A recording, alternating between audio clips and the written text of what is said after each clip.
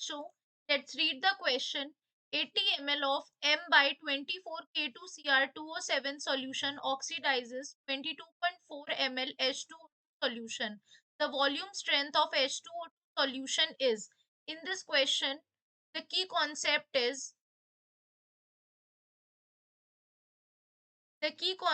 is redox reaction. Basically redox reaction is the one जिसमें oxidation और reduction दोनों perform होता है, यानी एक टाइप का केमिकल रिएक्शन है जहां पर ट्रांसफर होता है इलेक्ट्रॉन्स का between the species.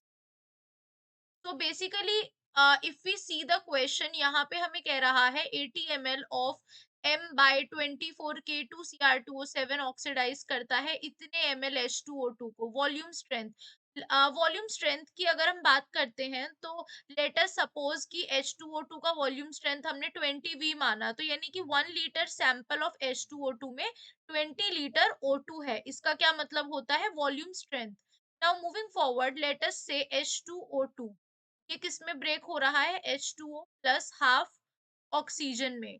Late us suppose इसका 1 मोल है और यहाँ पर क्या हो जाएगा? हाफ इंटू एट एसटीपी पे ये कितना होता है? 22.4 लीटर्स होता है, तो यानी ये हो जाएगा हमारा 11.2 लीटर्स हो जाएगा, यानी कि 11.2 लीटर O2 जो है ये क्या दे रहा है? 1 मोल ऑफ H2O2 पे बन रहा है, यानी कि और if we can say let us suppose हमने इसका वॉल्यूम स्ट्रेंथ कितना माना?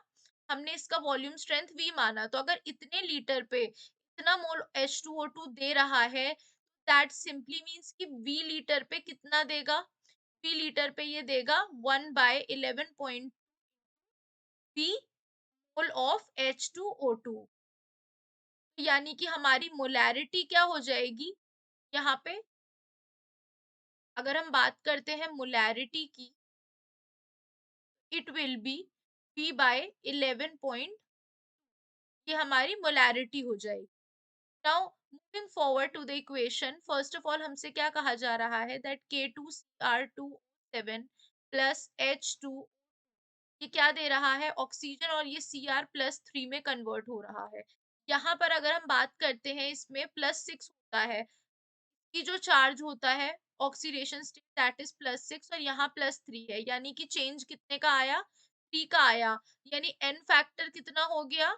n इज इक्वल्स टू 3, लेकिन क्रोमियम यहाँ पर 2 है, तो यानी 2 इक्वल्स टू 6, यानी n की वैल्यू क्या हो गई? 6 हो जाएगी यहाँ पे। अब क्योंकि ये टाइट्रेशन को प्रोसेस को गो थ्रू किया है, यानी दोनों के milliequivalent of the K2Cr2O7 is equals to H2O2, यानी कि हम क्या करेंगे? N1V1 is equals to N2V2। अब N हमें पता है कि क्या होता है यहाँ पर?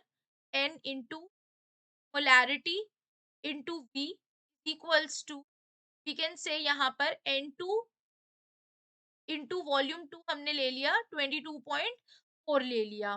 ठीक है, तो यहाँ पर कह रहा है n क्या है हमारा? K2Cr2 का 6 है, मोलैरिटी इज 1/24 इंटू 80, एंड यहाँ पर अगर देखें तो N2 में जो हमारा n फैक्टर है दैट इज इंटू मोलैरिटी कितनी हो जाएगी यहाँ पर हमारी? V बाय 11.2 इंटू 22.4 इसलिए क्योंकि ये हमें क्वेश्चन में ही गिवन है। ठीक है, तो यहाँ पर भी हमारा हो जाएगा 22.4, यहाँ से ये हो जाएगा हमारा, यानी कि on solving this we will get volume strength is equals to 5, यानी कि H2O2 की वॉल्यूम स्ट्रेंथ कितनी आ गई हमारे पास?